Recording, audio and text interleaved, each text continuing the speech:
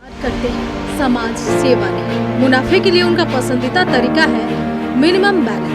Reserve bank ने बैंकों को छूट दी है कि वो खुद तय करें कि उनके ग्राहक को अपने खाते में हर महीने कम से कम कितनी रकम रखनी जरूरी है, और अगर वो ऐसा ना कर पाए तो उनसे जुर्माना वसूल करें। संसद में एक सवाल के जवाब में बताया गया कि बीते 3 साल में बैंकों को इस तरह 19,000 करोड़ की आमदनी हुई है। पब्लिक सेक्टर बैंक्स ने इन 3 सालों में 8,000 करोड़ और प्राइवेट सेक्टर बैंक ने 11,000 करोड़ रुपए वसूल। मैं आपको एक उदाहरण देना चाहता हूं सर। फर्ज करिए एक मजदूर जो 500 रुपए की दिहाड़ी कमाता है रोज, वो कई हफ्ते महीने सेव कर 6,000 रुपए इकट्ठा करता है, बैंक में खाता खोलता है बड़ी हिम्मत करके और 6,000 रुपए जमा करता है। एक दिन कुछ महीनों बाद जब आपदा आती है, उसके घर में कोई बीमार हो जाता है, तो वो 6,000 में से 2,000 रुपए विड्रॉ कर लेता है अपने खर्चे के लिए, बचे 4,000 रुपए। लेकिन बैंक कहता है कि कम से कम 5,000 रुपए का मिनिमम अकाउंट बैलेंस होना चाहिए। उस बेचारे गरीब को तो पता नहीं। जब वो 6 महीने बाद अपने ये 4,000 रुपए भी बैंक से लेने जाता है तो पता लगता है कि 100 रुपए प्रति महीना के हिसाब से पिछले 6 महीने में बैंक ने 600 रुपए काट लिया। अब उसे बैंक 4,000 नहीं, मात्र 3,400 रुपए देकर चलता करता है। सर अब आप सोचिए उस गरीब के लिए 600 रुपए की अहमियत। और बैंकों की हालत यह है कि कई बार तो ये चार्ज लगा लगाकर आपका बैलेंस नेगेटिव में पहुंचा देते हैं। इतना तो आपने जमा नहीं कराया जितना वो आपसे वसूल लेते हैं। मिनिमम बैलेंस के नाम पर एचडीएफसी ने ग्राहकों से 3,872 करोड़, एक्सिस बैंक ने 2,706 करोड़, पीएनबी ने 1,578 करोड़ और एसबीआई ने 933 करोड़ वसूले।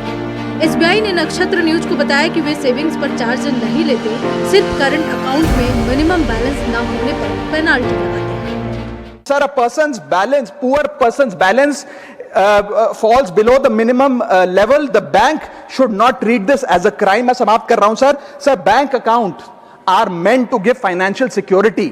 ये हमें फाइनेंशियल सिक्योरिटी की जगह आज फाइनेंशियल स्ट्रेस देते जा रहे हैं, और एक बैंकिंग सिस्टम को हमने ऐसी व्यवस्था में तब्दील कर दिया है जिसमें पॉवर्टी को पनिश किया जाता है। मैं समाप्त कर रहा हूं, आधे मिनट में खत्म कर दूंगा sir. Sir if we want 16 minute हाँ मैं समाप्त कर रहा हूं। इफ वी वांट पार्टी में से कटेगा, हाँ मैं खत्म कर रहा हूं, कोई नहीं, 1 मिनट फालतू ले लूंगा sir. If we want more people to be a part of the banking system for financial inclusion, हमें स्मॉल सेविंग्स को प्रोटेक्ट करना होगा, ना कि पेनलाइज करना। आज देश में अर्बन बैंकों में, अर्बन ब्रांचेस में 5 से 10,000 रुपए मिनिमम अकाउंट बैलेंस रखना पड़ता है, सेमी अर्बन में 3 से 4,000 रुपए और रूरल ब्रांचेस में 1 से 3,000 रुपए रखना पड़ता है, जिसके चलते बैंक 50 से 600 रुपए के बीच में पर मंथ चार्ज लगाते हैं। उस चार्ज पर भी 18% जीएसटी वसूलते हैं। अंत में मैं बस इतना ही कहना चाहूंगा सर कि आज बैंक गरीब आदमी को पेनलाइज कर ज्यादा मुनाफा और रेवेन्यू कमा रहे हैं, ना कि और किसी सर्विस से, जिसके चलते आज गरीब आदमी और गरीब हो रहा है।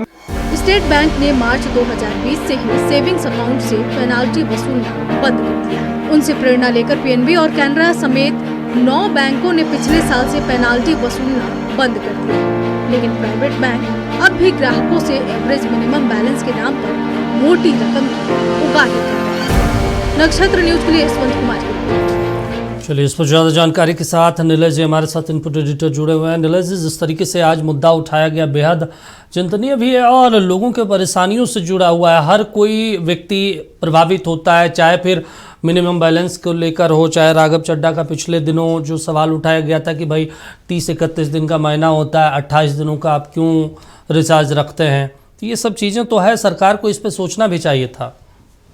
देखिए, बिल्कुल राघव चड्ढा ने जो मुद्दा उठाया है वो बिल्कुल आम लोगों से जुड़ा हुआ है, क्योंकि देखिए मिनिमम बैलेंस अगर कोई नहीं रख पा रहा है तो इसका मतलब आप समझिए उसके पूरे महीने की जो जमा पूंजी है वो कहीं ना कहीं खत्म। नहीं तो वो लोग तो पैसा रखते ही हैं, लाखों करोड़ों अरबों में रखते हैं पैसा, लेकिन अगर वो मिनिमम बैलेंस भी नहीं रख पा रहा है तो आप उसकी माली हालत को समझ सकते हैं दीपक, कि वो कितना मजबूर रहा होगा वो आदमी। और इसी बात को लेकर राघव चड्ढा ने ये कहा है कि अब उसको इस पर न सुरक्षा की बात नहीं बल्कि एक तरीके से सजा होगी गरीबों की। देखिए, अभी 2 दिन पहले आरबीआई ने एक नियम को लागू किया है, लेकिन बहुत बड़ी राहत अभी भी नहीं मिली है, क्योंकि जितनी भी बैंक, आप एसबीआई को छोड़ दीजिए, एसबीआई ने इसको यथावत रखा होगा कि मिनिमम बैलेंस की नहीं है, लेकिन उसके भी कुछ नियम और शर्तें हैं। लेकिन जो प्राइवेट बैंक है, चाहे वो ICICI हो, चाहे वो HDFC हो, चाहे वो बैंक ऑफ बड़ौदा हो, चाहे तमाम जितने भी बैंक है, सैकड़ों बैंक है, तो उन लोगों ने भी अपने नियमों को शिथिल नहीं किया है।